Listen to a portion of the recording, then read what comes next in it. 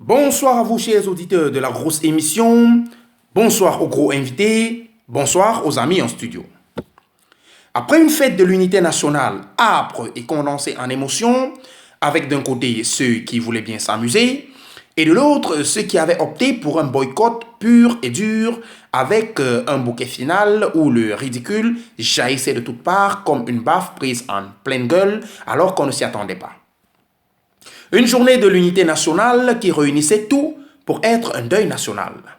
Si on se réfère à la vidéo de la première dame levant les mains de son mari, tout en lui indiquant les marches à suivre, on se serait cru dans un Louis de Funès, funeste fut-il pour les funambules fumiers que nous serons, sommes et fumes, nous, les suipieds de la classe dirigeante.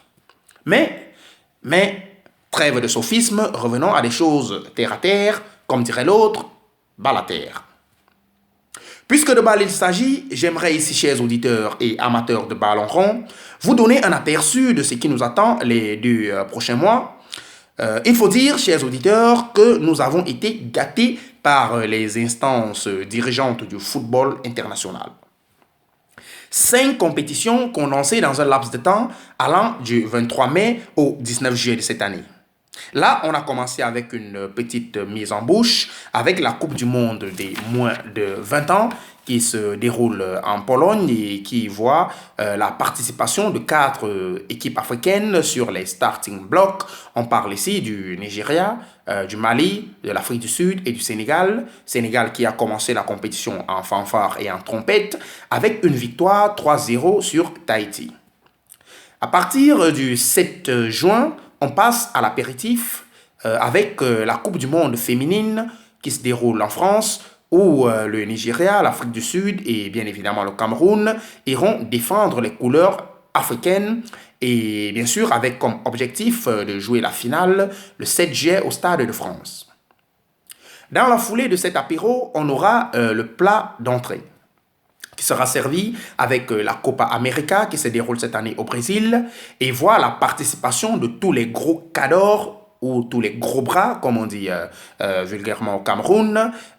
Il s'agit ici bien sûr du Brésil, pays organisateur, de l'Argentine, de l'Uruguay et du Chili.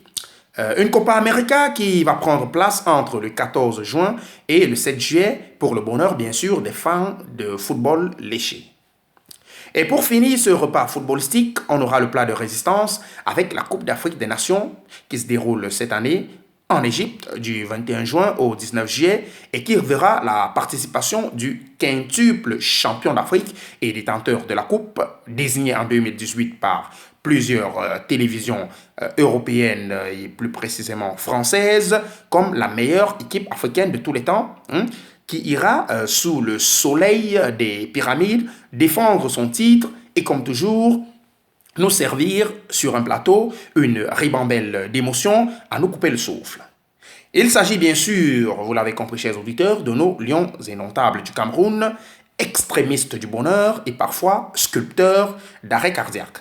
Mais toujours et toujours défenseurs du maillot vert aux 5 étoiles, comme dit dans l'adage, un lion ne meurt pas, il dort. Ciao, bonsoir.